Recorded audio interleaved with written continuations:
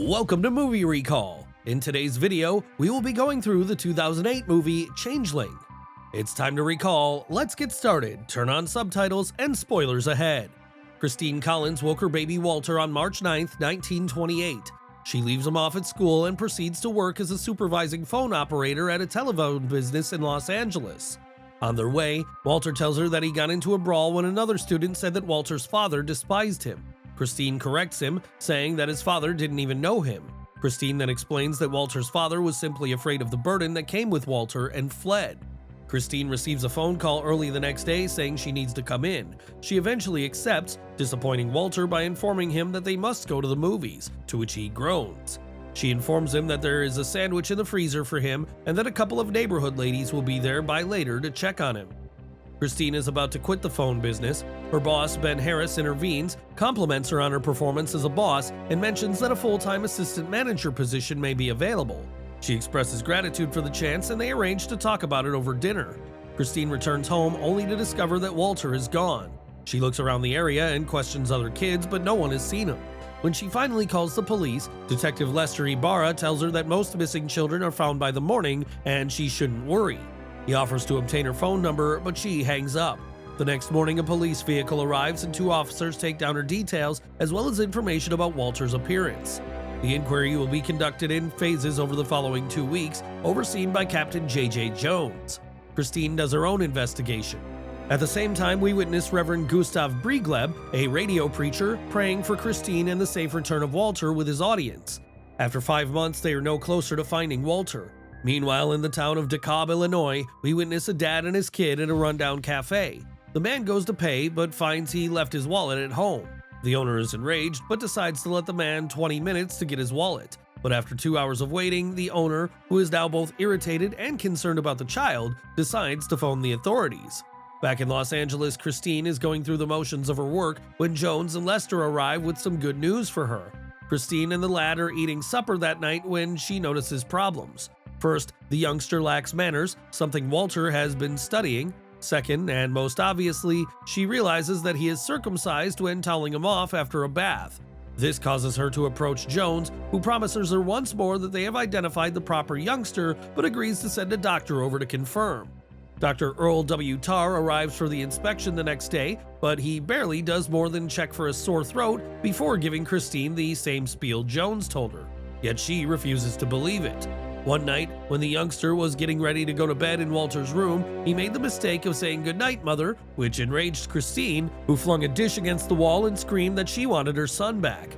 Later, when the boy had fallen asleep, she enters Walter's room and apologizes to him, but claims once more that they are unrelated.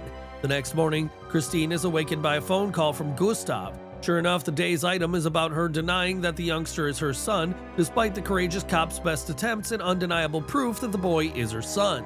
Gustav then tells Christine how Davis became chief and how his first step was to arm the strongest officers and let them murder all the criminals they could not decrease crime.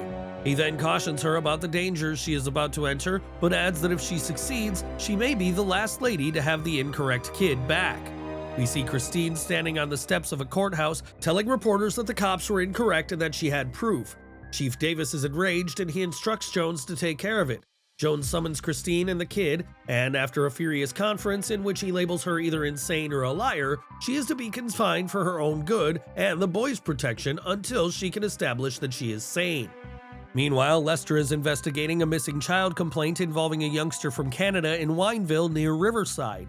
At one point, he pulls over to ask a stranded vehicle for directions to the Northcott Ranch. After some searching, he locates his quarry, one Stanford Clark, and informs him that he is returning home to Canada. We return to Christine eating her first meal at the asylum. She meets Carol, a lady who is both rational and conscious of her circumstances. Carol, like Christine and several other women there, were all brought in under Code 12, which means that they irritated a police officer in some way, with Carol's reason being that she worked nights when a customer got a little rough, but when she filed a complaint, she discovered that the customer was a cop. Christine gets her first meeting with the head doctor, Dr. Jonathan Steele, after breakfast.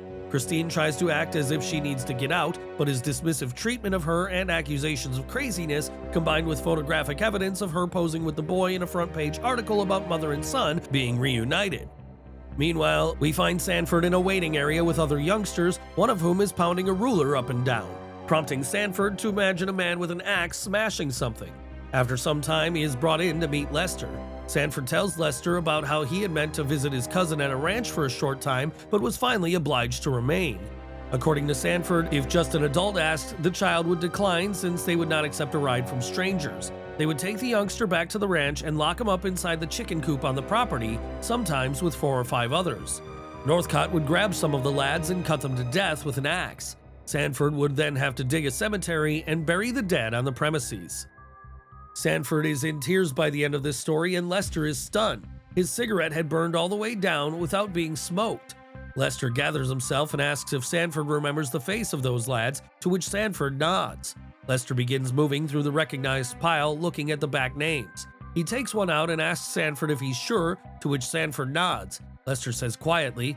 He exits the room, gathers 2 additional officers, and exits after seizing Sanford and telling the cops he'll explain on the way. Christine has another conversation with Steele the next day, and after observing that she is being force-fed her medicine, he asks her if she is prepared to sign a contract stating that she was mistaken and the police located the right youngster. She could go home first thing. She refuses and becomes enraged, prompting the doctor to summon an orderly. Christine is carried out of the room. Carol, who is nearby, rushes to Christine's aid.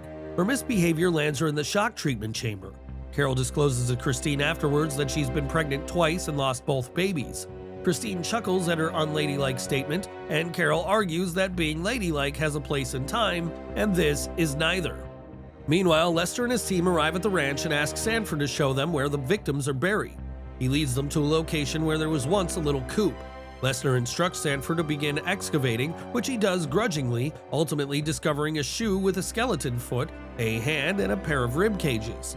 Lester's companions flinch in surprise when he goes forward and urges Sanford to stop, which he does after a brief battle, collapsing in the mud and wailing. Later, Jones is on the phone with Lester regarding Lester's finding. Jones orders Lester to bring Sanford to the police as soon as possible and confronts Gustav. Gustav, fortunately, can obtain Christine's present whereabouts. Christine appears for roll call the next day. Steele orders emergency shock treatment and rushes to his office as Gustav arrives with his soldiers. While Gustav demands that the head nurse to get Christine out, the nurses in the shock room are given the order to let her go. He tells her she can go, and she does so without understanding why. Christine runs outside and overhears a news reporter yelling the headline and faints, but Gustav appears out of nowhere to grab her and carry her home. Gustav pays Christine a visit after she returns to the United States. Gustav asks Caroline what her next move is, and she suggests filing a civil suit against the entire department. Gustav in turn writes that he hunted down the sole lawyer who had gone up against the city 4 times in civil disputes and won each time. Christine nods regretfully, and Han adds that's why he's working on this case pro gratis. On top of that, and the subpoenas sent to the department, including Jones and the chief, Christine and her new allies can have all the women in the asylum who were placed there under Code 12 free. On October 4th, 1928, about 2 weeks after everything began, we witness Christine and company entering the courts among a mob of protesters and brandishing posters mocking the L.A.P.D's credibility. A recess is called to the committee head's chagrin, and Christine is escorted to a different courtroom where the trial of Northcott is being placed, and where he enters a plea of not guilty. A woman in the crowd taps Christine on the shoulder and introduces herself as Leanne Clay, the mother of one of the boys Northcott murdered. On the same day, we witness the false Walter, who is a kid called Arthur Hutchins, being reunited with his true mother by a beaming Chief Davis. Unfortunately for him, the line is derailed when the youngster says that it was the cops who told him to be Walter Collins, which results in Davis almost throwing the boy onto a train simply to get rid of him. At this time, snippets from each trial are presented, including testimony from the chief, Walter's teacher, and Walter's dentist. The proceedings are eventually completed and judgments are rendered. Northcott's case concludes with him being found guilty. He is condemned to solitary incarceration at San Quentin until October 2, 1930, when he will be hung by the neck until he dies. The decree in the civil trial is that Jones be permanently suspended and Davis is demoted from his position as chief. She stays for the hanging the next day. The phone rings while she smiles in her office. She answers the phone expecting Ben, but is astonished to hear from Leanne Clay, who claims that they have discovered one of the missing lads. Christine rushes over to the Lincoln Heights precinct and joins Leanne and her husband, who is watching Lester interrogate Leanne's son David in a viewing room. David claims to have been trapped there with 4 other boys. two brothers named Winslow, a young man named Joseph, and Walter. Three of the youngsters made an escape one night owing to a slack fence on the coop. Joseph and Walter escaped immediately, but David became entangled in the fence. As Walter returns to free him, the lights in the home switch on, and Northcott and Sanford discover the children are missing. Walter releases David, and the two flee while Northcott pursues them. They all walked in different directions, and David never saw the other lads again. He eventually found a residence where a woman took him in and stayed there until he came forward. Lester asks why he waited, and David explains that he was afraid of being blamed for some of the deaths or going to jail, at which time his parents step in and embrace him in a massive family hug, which Lester nearly breaks up before choosing to let them have their moment. He and Christine go outdoors, and he comforts her by noting that what Walter did was quite heroic. She accepts, and he asks what she plans to do next. She grins at him and adds that if David fled and lived, perhaps Walter and the other boys did as well, and that maybe Walter is out there right now, alive but frightened to come forward for fear of anything bad happening to him or his mother. Whatever the case, she claims she now has something she didn't previously have. Lester wonders what it means, and she just looks at him in the eyes and answers, "Hope." Thanks for watching. Please like, subscribe, and click the bell icon to get new movie recaps.